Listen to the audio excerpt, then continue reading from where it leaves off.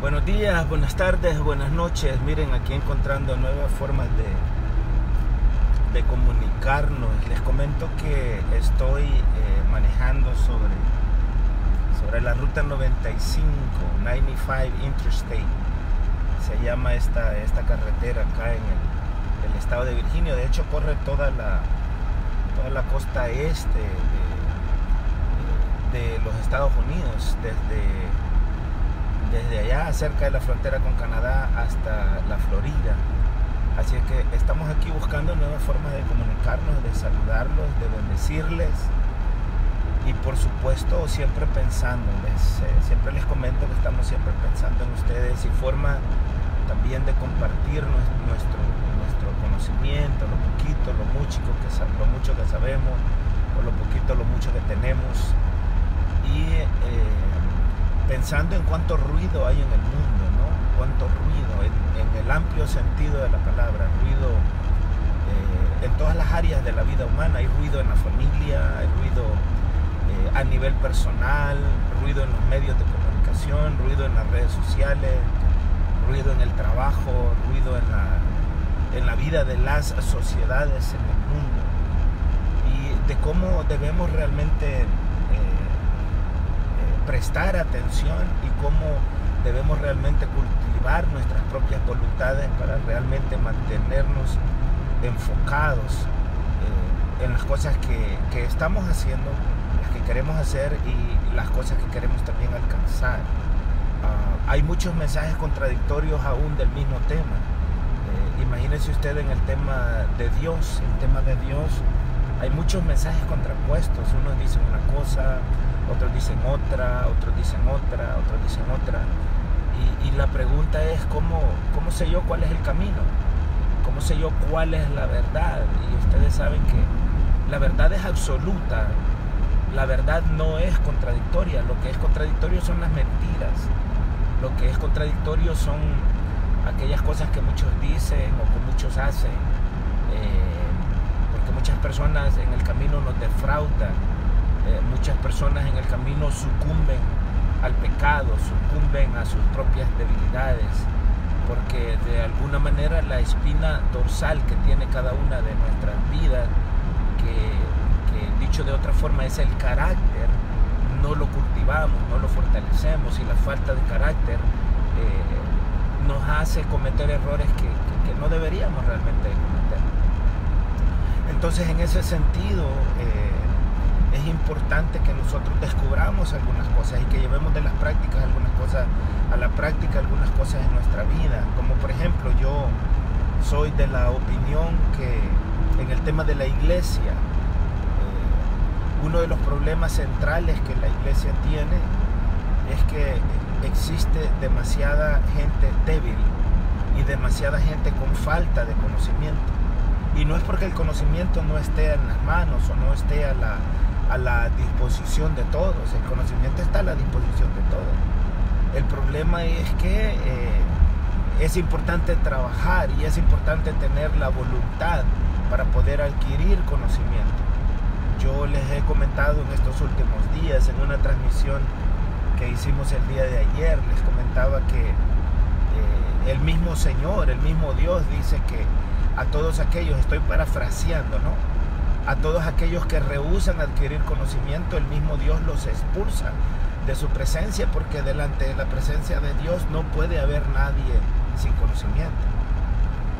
Recuerde que Él es las profundidades de la sabiduría, y cuando estamos hablando de sabiduría, estamos hablando de conocimiento, y es imposible que usted quiera estar cerca de Dios y no le guste adquirir conocimiento. Eso es una contradicción. Es como el agua y el aceite, no se mezclan estas dos cosas. Es decir, que si yo pretendo ser siervo de Dios, si yo pretendo ser creyente, si yo pretendo servir al pueblo de Dios, lo primero que tengo que entender es que tengo que estar dispuesto a aprender.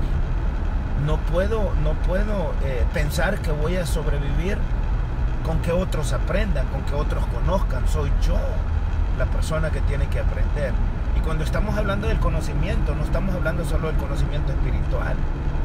Estamos también hablando del conocimiento terrenal, estamos hablando también del conocimiento de esta vida. El apóstol Pablo, escribiendo a a la iglesia que por aquellos años se encontraba en Roma. Esa epístola la conocemos como la epístola a los romanos. Gracias a todos ustedes que están ahí escribiéndonos y saludándonos. Raúl Doblado, muchas gracias, muchos abrazos. Igual le deseo también un excelente viernes y un fin de semana. Entonces les decía que el apóstol Pablo le decía a los creyentes que estaban en la ciudad de Roma por aquellos años, 2000 años atrás, que la naturaleza misma os enseña, decía.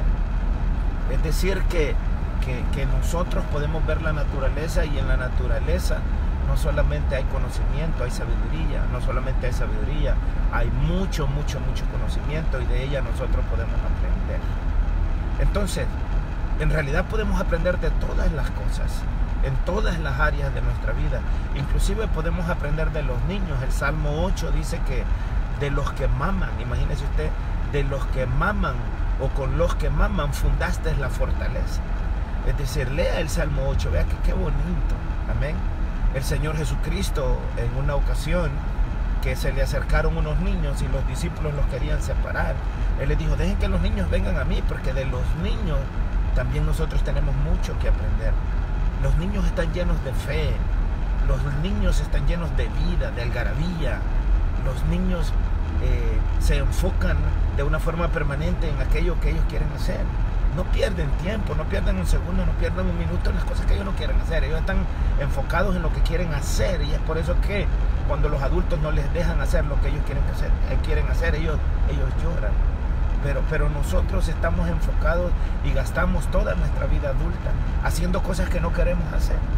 Y eso sucede en el trabajo, eso sucede en la escuela. ¿Cuántas personas van a la escuela, a la universidad, a estudiar cosas que no quieren estudiar? A aprender, entre comillas, cosas que no quieren aprender. Y es por eso que ya cuando llegamos a adultos nos convertimos en gente amargada, en gente resentida, en gente problemática, en gente que le pierde el gusto a la vida. ¿No cree usted que es casualidad que se den tantos suicidios todos los días? ¿No cree usted que es casualidad de tanta gente triste? El día de ayer leía un artículo que había sido publicado sobre el tema de la tristeza, que resulta que el tema de la tristeza se está convirtiendo en un verdadero problema global, a nivel global. ¿Y qué es lo que causa la tristeza? Bueno, la tristeza es antónimo de la felicidad, es decir, es la falta de felicidad, la falta de gozo, la falta de alegría.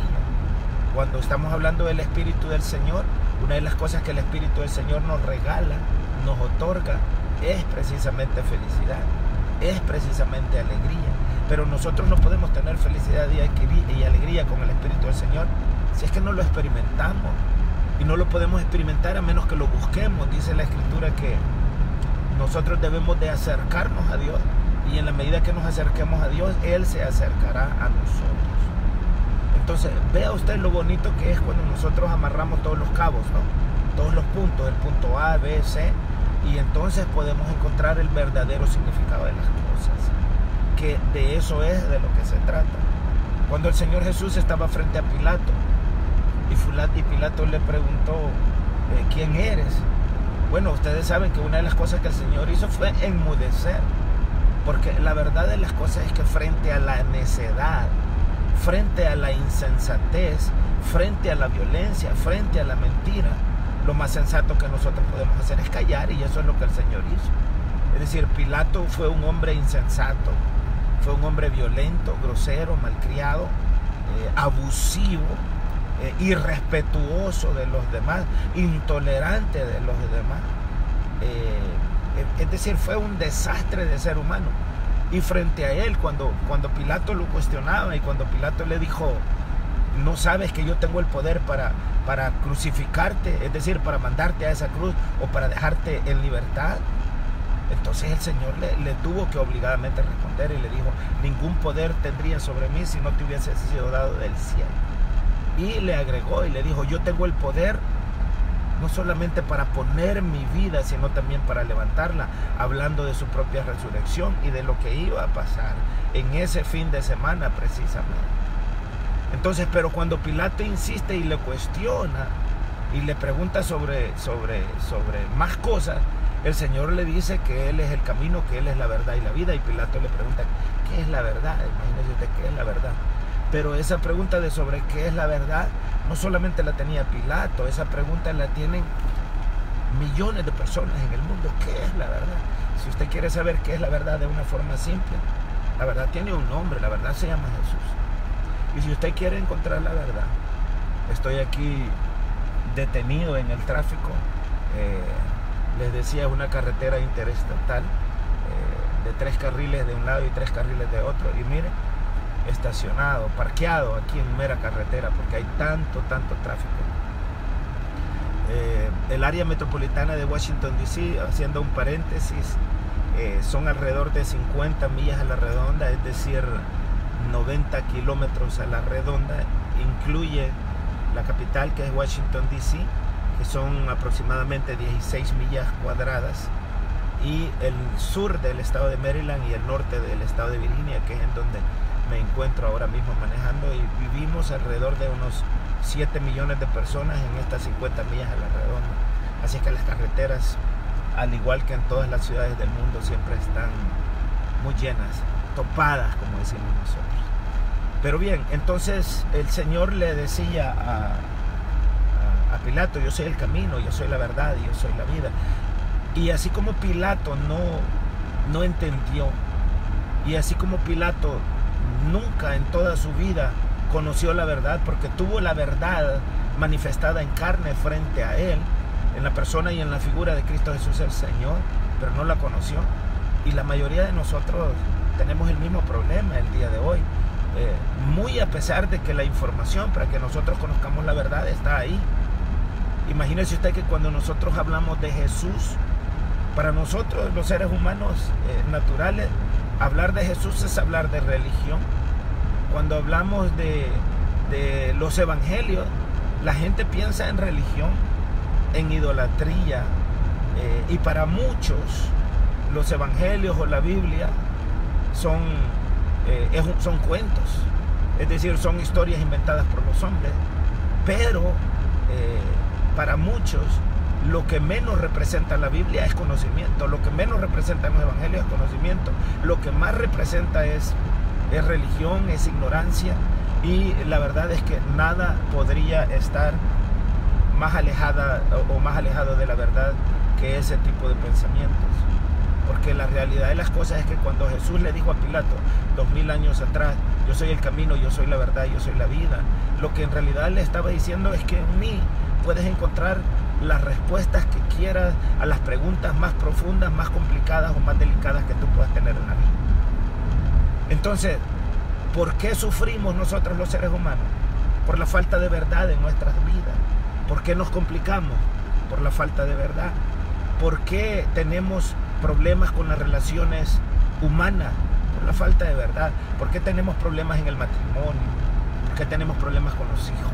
¿Por qué tenemos problemas con los amigos? ¿Por qué tenemos problemas en la escuela? ¿Por qué tenemos problemas en el trabajo? ¿Por qué tenemos problemas en nuestras sociedades? ¿Por qué? Los problemas en la política. ¿Por qué? ¿Por qué hay tanto problema en la política? Por la falta de verdad. Aquí en Estados Unidos, imagínese usted, hay un presidente actual claramente racista, pero 62 millones de personas, por lo menos en este país, se niegan a aceptar esa verdad. Y lo mismo sucede en todos los países del mundo. Muchos de los presidentes han sido o son corruptos, pero la gente se niega a aceptar esa verdad. ¿Y qué es lo que causa o qué es lo que pasa cuando nosotros rechazamos la verdad? Bueno, tenemos problemas. Se nos complica la vida, nos llenamos de estrés. Imagínense que el estrés es una de las enfermedades que hemos heredado del siglo XX. Y en este siglo XXI, que ya estamos en el año 19 de este siglo XXI, esa dolencia, ese mal, esa enfermedad llamada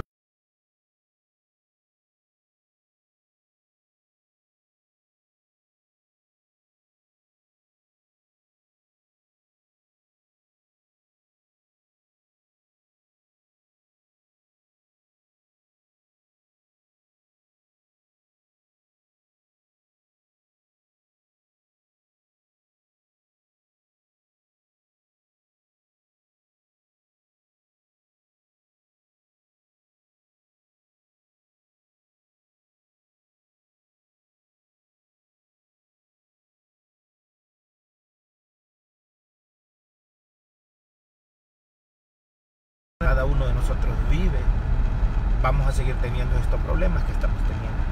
Vamos a seguir teniendo y enfrentando estas dificultades que estamos enfrentando. Entonces, abracemos la verdad, pero la verdad, número uno, absoluta, tiene que ver y descansa y tiene su fundación en la palabra de Dios. Estoy hablando de Jesucristo, estoy hablando de las enseñanzas que en ese maravilloso libro, que en realidad son 66 libros, 39 en el Antiguo Testamento y 27 en el Nuevo Testamento, allí están plasmadas, allí están escritas. Son verdades ineludibles, verdades que aunque nosotros las neguemos o rehusemos aceptarlas, tarde o temprano vamos a tener que enfrentarlas.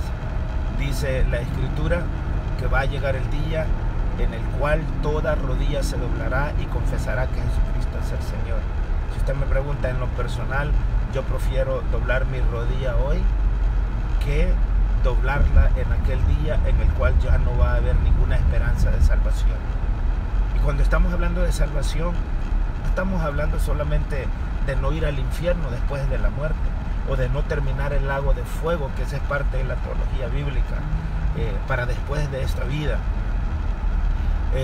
sino que más bien estamos hablando de ser salvos en esta vida. ¿Y qué significa ser salvos en esta vida? Significa estar en paz, significa ser felices, significa estar contentos con lo que tenemos. Es decir, no deberíamos de necesitar tener 5 millones de dólares en la cuenta de banco para ser felices.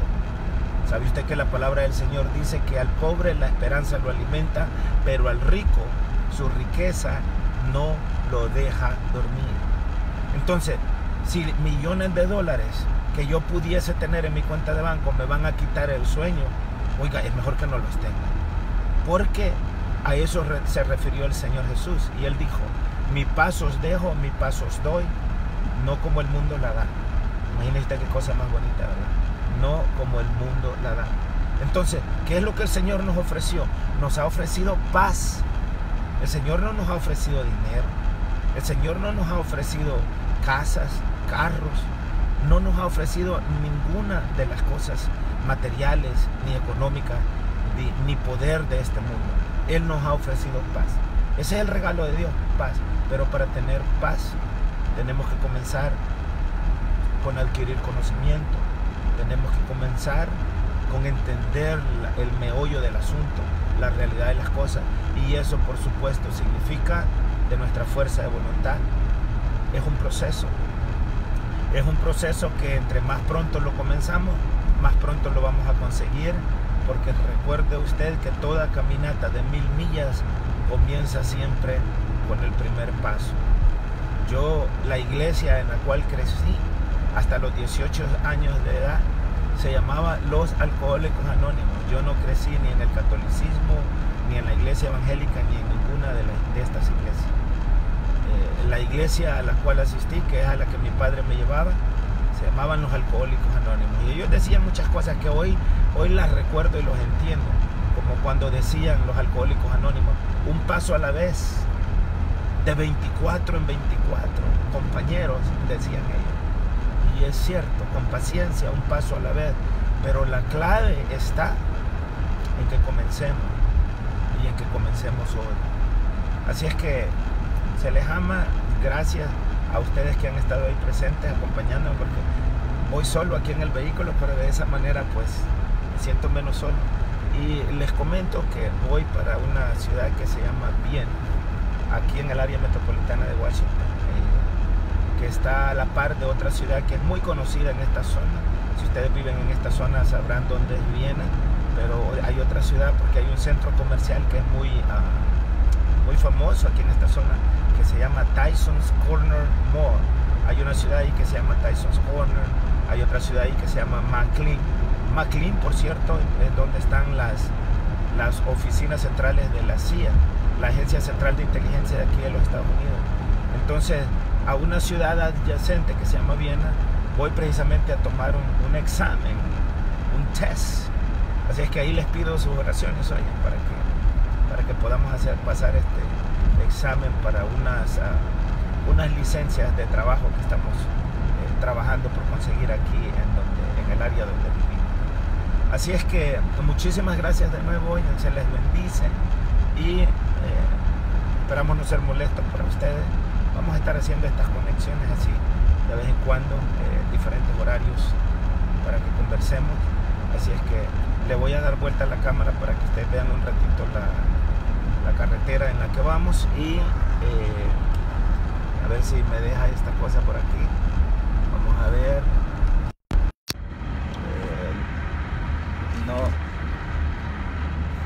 No estoy buscando a ver dónde se le da vuelta a la cámara porque quería que vieran la carretera. Oh, sí, ahí está. Ya le había dado vuelta y no me había dado cuenta. Ahí está. Así que para que ustedes vean la carretera en donde vamos, ya ahorita ya está despejado. Así es que pero bueno, una vez más les comento que es importante que nos esforcemos, ¿no? Y es importante que estemos dispuestos a aprender, a desaprender y a reaprender, porque esa es la manera como nosotros pues podemos crecer. Así es que lo que les decía, esta es la ruta 95. Ahora mismo estoy yendo en dirección norte. Estoy para que ustedes tengan idea, quizás a unas qué sé yo, 40 y algo de millas al sur de la capital de Washington DC. Así es que se les ama un montonazo hoy. Muchas bendiciones, mucha paz y mucho bien a todos ustedes en cualquier parte del mundo en donde se encuentren. Así es que amén, amén, amén. Ahí les dejo un ratito la transmisión ahí del video y de la carretera.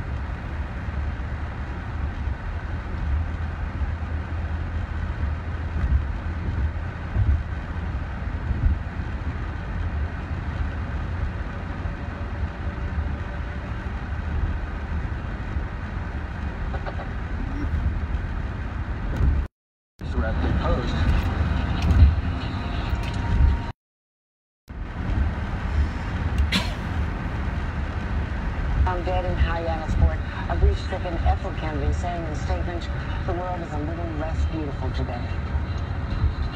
Saoirse was the only child of Ethel and Robert Kennedy's daughter Courtney and Paul Michael Hill. She struggled with mental illness, revealing she once tried to commit suicide after enduring significant trauma.